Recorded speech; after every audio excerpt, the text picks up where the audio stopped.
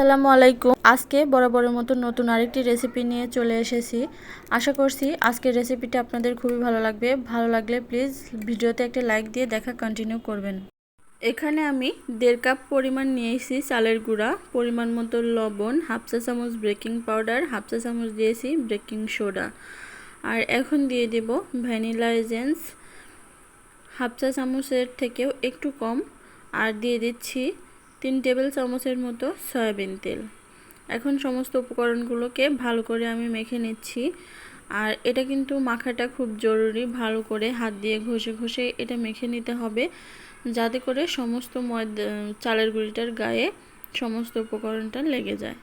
তো এভাবে যখন মাখা হয়ে গেল তখন আমি ফুটন্ত গরম পানি দিয়ে এটাকে একটা খামির তৈরি করে নেব। এটা কিন্তু শুধুমাত্র গরম পানি দিলে হবে না, এটা ঠিক ফুটন্ত গরম পানি লাগবে। চুলা থেকে নামিয়েই দিয়ে দিতে হবে, আর অল্প অল্প করে এরকম একটা কনসিস্টেন্সিতে আনতে হবে। তারপরে এই যে হাত দিয়ে এটাকে একটা খামির তৈরি করে নিতে হবে, আর এটা কিন্তু গরম থাকা অবস্থায় করতে হবে। তো এভাবে আমি খামির তৈরি করে নিয়েছি। এখন এটা একটু ঠান্ডা হলে এর মধ্যে আমি ডিমটা দিয়ে দেব। তার জন্য এখানে একটা ডিম নিয়ে নিয়েছি, আর 2 টেবিল চামচ নিয়েছি চিনিটাকে ডিমের সাথে ভালো করে গুলিয়ে নিতে হবে। ততক্ষণ আমার চালের গুঁড়ির যে খামিরটা তৈরি করেছি সেটাও ঠান্ডা হয়ে গেছে। এখন এটাকে খামিরের মধ্যে দিয়ে মেখে নিতে হবে।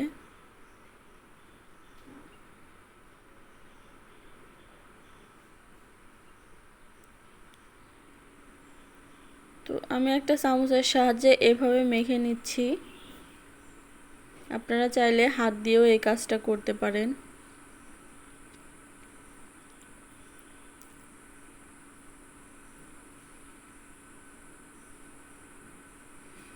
তো একটু সময় নিয়ে এইভাবে মেখে নেবেন। আর আপনারা যদি এই রেসিপিটা ফলো করে বাসায় তৈরি করেন তাহলে আমাকে কমেন্ট করে জানাতে কিন্তু একদমই ভুলবেন না। তো এরকম আমার মেশানোটা হয়ে গেছে। এখন আমি এরকম একটা গ্লাস নিয়েছি, আর নিয়েছি পাইপিং ব্যাগ। এখানে আমি পাইপিং ব্যাগের মাথায় একটা নজল নিয়ে নিয়েছি, আর তার মধ্যে আরও একটা পাইপিং ব্যাগ ভরে নিচ্ছি। এখন গ্লাসে এভাবে মুড়ে আমি আটার খামিরটা এভাবে দিয়ে দিচ্ছি।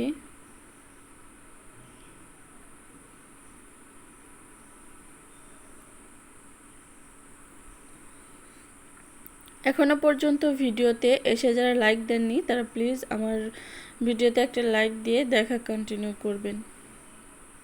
তো এই যে দেখুন এভাবে আমি ভরে নিয়েছি। এখন চলে যাচ্ছে চুলাতে। পর্যাপ্ত পরিমাণে তেল গরম দিতে হবে। তেলটা যখন একটু গরম হয়ে আসবে তখনই এর মধ্যে এই পিঠাগুলো বা নাস্তাগুলো যাই বলেন দিয়ে দিতে হবে। এই যে দেখুন একটু ঘুরিয়ে এভাবে একটা ফুলের মতো করে আমি শেপ দিয়ে নিচ্ছি। আপনারা চাইলে যে কোনো শেপে এটা ভেজে নিতে পারেন।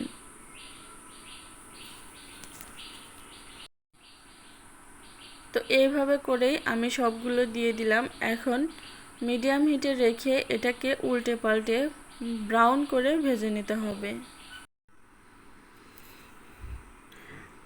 আমার এই ভিডিও থেকে আপনারা যদি সামান্যতম উপকৃত হন তাহলে প্লিজ ভিডিওতে বেশি বেশি লাইক, কমেন্ট এবং শেয়ার করে দেবেন।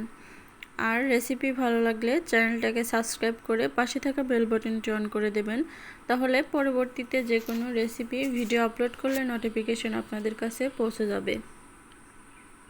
আর যদি আমার এই ভিডিওটা ফেসবুক পেজ থেকে দেখে থাকেন তাহলে পেজটাকে ফলো দিয়ে রাখবেন।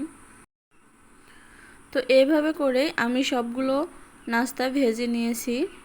আর এই নাস্তাটা গরম গরম খেতে কিন্তু চায়ের সাথে খুবই ভালো লাগে, আর বাচ্চাদের স্ন্যাক্স হিসেবেও এটা ভেজে দেওয়া যায়। তো সবগুলো নাস্তা আমার হয়ে গেছে, এখন সবগুলোই আমি তুলে নিলাম। তো দেখতে পারছেন এটা কতটা লোভনীয় হয়েছে। আশা করছি আপনাদের ভালো লেগেছে আজকের রেসিপি। এরকম আরও সহজ কোনো রেসিপি পাওয়ার জন্য অবশ্যই আমার চ্যানেলের সাথে থাকবেন। আমি একটা ভেঙে দেখিয়ে দিচ্ছি। তো এই যে দেখুন এটা এরকম হয়েছে, আর এর টেস্টটা কীরকম সেটা তো আপনারা বাসায় না তৈরি করলে বুঝতে পারবেন না। তো আজকের মতো এখানে বিদায় নিচ্ছি, চলে আসব অন্য কোনো দিন অন্য কোনো সহজ রেসিপি নিয়ে। ততক্ষণ সবাই ভালো থাকবেন, সুস্থ থাকবেন। আল্লাহ হাফেজ।